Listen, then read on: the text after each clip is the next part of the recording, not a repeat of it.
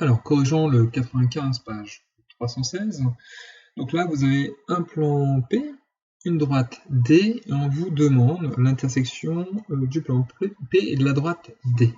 L'intersection de ces deux objets. Alors, comme vous avez vu en seconde, l'intersection de deux courbes définies par les fonctions f et g, il fallait faire f égale à g, et trouver l'abscisse, et puis après remonter pour avoir les coordonnées du point, donc l'abscisse et l'ordonnée.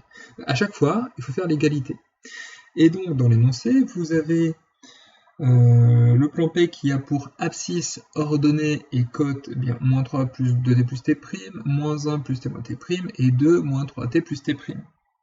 Puis, vous avez pour la droite D, l'abscisse, l'ordonnée et la cote qui valent 2t secondes et moins 3t secondes.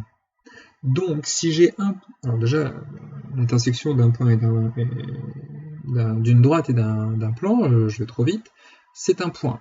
Donc, il suffit d'avoir l'abscisse x, l'ordonnée y et la cote z qui appartiennent à la fois à l'un et à l'autre. Il faut faire en fait l'intersection et donc l'égalité. D'où je vais combiner mes deux systèmes. Donc d'un côté ici j'ai mis dans l'ordre x, y, z ce qui correspond à P, et puis de l'autre j'ai mis ce qui correspond à D. Et j'en fais l'égalité. Et l'objectif c'est de trouver une valeur de t, une valeur de t', une valeur de t secondes. Ce que j'entends, hein, c'est que dans les trois équations, je vais avoir une seule valeur de t, puis dans les trois équations, je vais avoir une seule valeur de t', qui n'est pas forcément égale à t, hein, évidemment, et de même pour t secondes. Et si j'ai ça, alors, il suffira de remplacer dans ce qui est donné dans l'énoncé pour avoir les coordonnées. Et que vous remplaciez dans P ou dans D, vous devez obtenir la même chose, puisque c'est un point commun. Donc c'est mieux de remplacer dans D. Alors, c'est parti. Donc là, bien, ce que je vous dis, hein, c'est pas très compliqué, c'est un système d'équations, il n'y a pas de carré, c'est juste une équation, un système d'équations linéaire. C'est un peu embêtant parce qu'il y a trois équations, trois inconnues, donc on peut vite s'y perdre, et on se perd beaucoup en calcul. C'est pas très compliqué si on a bien compris le raisonnement de ce que vous avez pu faire au collège, et normalement en seconde, sur les systèmes de deux équations à deux inconnues. Donc il y a la méthode par substitution, et il y a la méthode par combinaison linéaire, ou des fois un peu d'être un peu judicieux. Donc là, ce que je vais faire, c'est, je remarque que j'ai 2 t secondes, et ici moins 3 t secondes, donc si j'additionne, les t secondes disparaissent. Donc si j'additionne les 3, je vais avoir que du t et du t'. Bon, en fait, j'ai mieux que ça, puisque si j'additionne tout, donc là ici c'est bien ordonné, j'ai les nombres sans inconnus, ici, ou sans paramètres, peu importe, ici j'ai les t, et puis après les t', donc c'est bien ordonné. Donc moins 3, moins 1, ça fait moins 4, plus 2, je vais obtenir moins 2. 2t plus t, ça nous en fait 3t. Moins 3t, hop, les t disparaissent et les t secondes vont disparaître également. Il ne me restera plus que du t', normalement.